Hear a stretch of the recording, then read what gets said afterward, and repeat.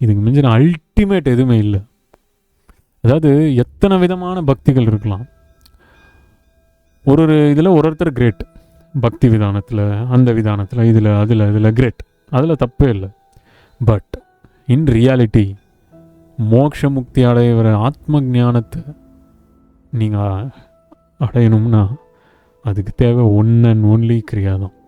இது அடையிறதுக்கு தான் மனிதன் பிறவி எடுக்கிறான். அது ஸ்டீவ் ஜாப்ஸ் உட்பட அறிவாளிகளுக்கு தெரியுங்க.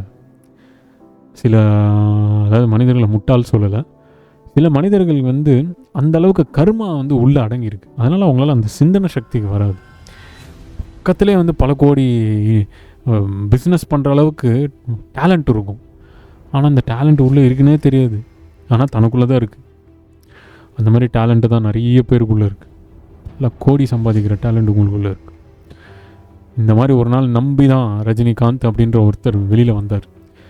ஸோ இன்னைக்கு அவர் சொல்கிறது என்ன அப்படின்னா, கிரியா யோகா, அதனால தான் நான் இவ்வளோ எனர்ஜியாக இருக்கேன் அப்படின்றது எவ்வளோ பெரிய ஸ்டேட்மெண்ட்டுங்க.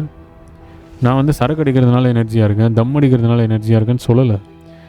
நான் கோவிலுக்கு போகிறதுனால எனர்ஜியாக இருக்கேன்னு சொல்லலை. இமயமலை போகிறதுனால எனர்ஜியாக இருக்க சொல்லலை. நல்லா நோட் பண்ணுங்கள். நான் கிரியாயோகம் செய்வதனால் இவ்வளோ எனர்ஜெட்டிக்காக இருக்கேன். ஸோ சில மூலிகைகள்லாம் இருக்குது, அதெல்லாம் எடுத்தால் 1 வீக் வரைக்கும் சாப்பிடாமல் இருக்கலாம். எப்பேற்பட்ட எவ்வளோ விஷயம் சொல்லியிருக்கார். அப்பேற்பட்ட மகான்களாம் கையை தூக்கி வணங்கணுங்க. ஏன்னா கோடி வணக்கங்கள் நம்ம போட்டால் கூட ஜென்மம் ஃபுல்லாக பத்தாது.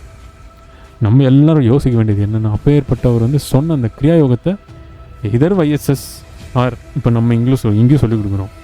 எங்கே வேணால் நீங்கள் கற்றுக்கலாம். YSSலையும் அற்புதமாக புக்ஸ் எல்லாம் கொடுப்பாங்க. ஆனால் நான் எப்படின்னா புக்ஸும் கொடுக்க மாட்டேன்.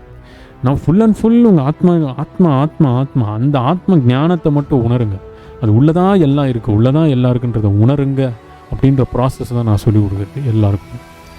ஸோ இதுதான் எங்கள் அப்பா நாதின் மாஸ்டர் அவருடைய பர்சனலைஸ்ட் செல்ஃப் ரியலைசேஷனை உணர்ந்து இந்த உலகத்துக்கு சொல்லணும் அப்படின்னு அவர் நினச்சிக்கிட்டதை ஒரு சின்ன தூசி உஃப்னு ஊதுனா எப்படி தட்டி போய் அப்படி விழுமோ அப்படி ஒரு சின்ன கருவி கூட இல்லை, தூசி. நான் ஒன்றுமே இல்லைண்ணா.